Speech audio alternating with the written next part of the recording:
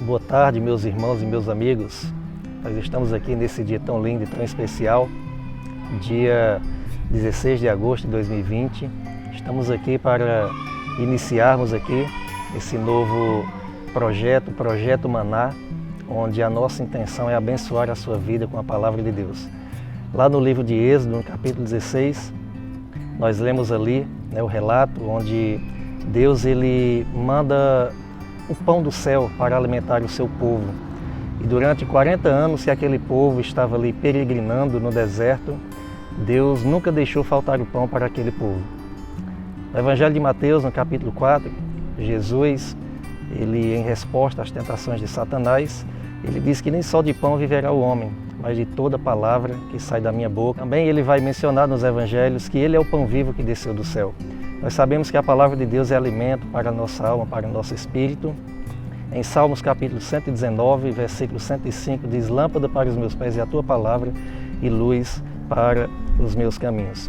Então que essas meditações possam edificar a sua vida e nos trazer assim direcionamento espiritual e principalmente que seja o maná, o pão do céu, que alimente a nossa alma e o nosso espírito.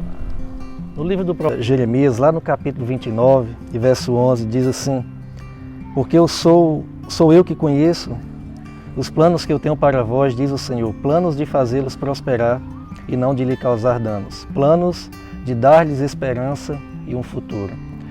Nós sabemos que os planos do Senhor são perfeitos em nossas vidas, mas nem sempre as circunstâncias elas são favoráveis para nós crermos nessas promessas.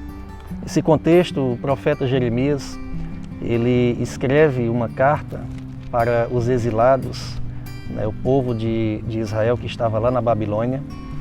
Ele havia já predito que o Senhor iria disciplinar esse povo com 70 anos de cativeiro.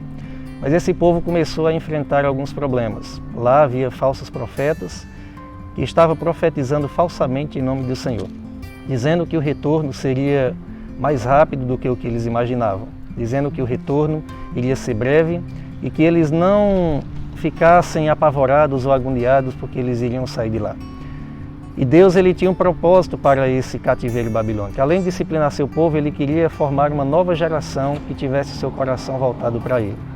Então, nessa perspectiva, Jeremias ele olha para aquele povo e diz: porque sou eu, Jeremias escrevendo as palavras do Senhor, porque sou eu que conheço os planos que eu tenho para vós. Diz o Senhor, planos de fazê-los prosperar e não de lhe causar danos, planos de dar-lhe esperança e um futuro. Então Deus ele sempre pensa em um futuro distante a respeito de nós. E Ele deseja, muitas vezes, por meio de ações disciplinares, trazer o seu povo de volta para Ele, alinhar o nosso coração diante dEle, alinhar também a expectativa que nós temos em relação a Ele. Tantas e quantas vezes nós vemos no nosso dia a dia pessoas que pregam falsamente em nome do Senhor e isso gera falsas expectativas e falsas expectativas geram frustrações nos corações das pessoas. Muitas pessoas elas entram em uma congregação, em uma igreja, com a expectativa de que Deus vai fazer sempre o que ela quer, o que ela deseja, porque muitos pregadores sempre falam isso. Tá? Mas nesse texto nós podemos também observar que a oração ela se torna um ponto primário na vida das pessoas que querem realmente um compromisso com Deus. Por exemplo, quando você vai ler o verso 12, ele diz: então vocês clamarão a mim, virão orar a mim e eu os ouvirei. Vocês me procurarão e me acharão quando me buscarem de todo o coração. A ação de Deus também sempre está condicionada a uma busca profunda do nosso coração a Ele. E o que nós devemos compreender é que as dificuldades da vida, elas não impedem com que os planos de Deus se cumpram em nossa vida. Esse povo estava passando por um momento muito difícil, o cativeiro não seria fácil. Eles estavam fora da sua nação, fora da sua terra natal, Eles haviam perdido ali tudo que eles haviam conquistado e foram de mãos limpas para a Babilônia. Mas mesmo lá, o Senhor havia e tinha um propósito para a vida daquele povo. Ele pede para que aquele povo eles busquem a paz naquela terra, busquem a prosperidade, se multipliquem e preparem uma nova geração que tem o seu coração voltado para Deus. E isso nos ensina aqui algo muito precioso, que as dificuldades da vida não podem fazer o povo de Deus parar. Mesmo mediante as dificuldades que nós enfrentamos, nós não podemos parar.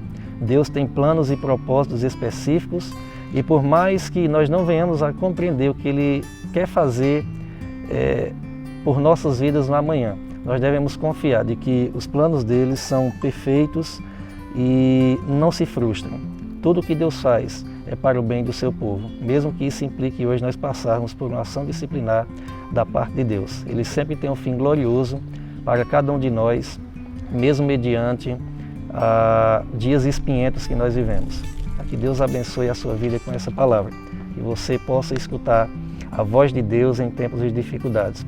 E cuidado com as falsas promessas, pois elas podem gerar falsas expectativas, e falsas expectativas, quando não são cumpridas, geram em nós muitas frustrações que podem atrapalhar a nossa comunhão com Deus. Que Deus te abençoe.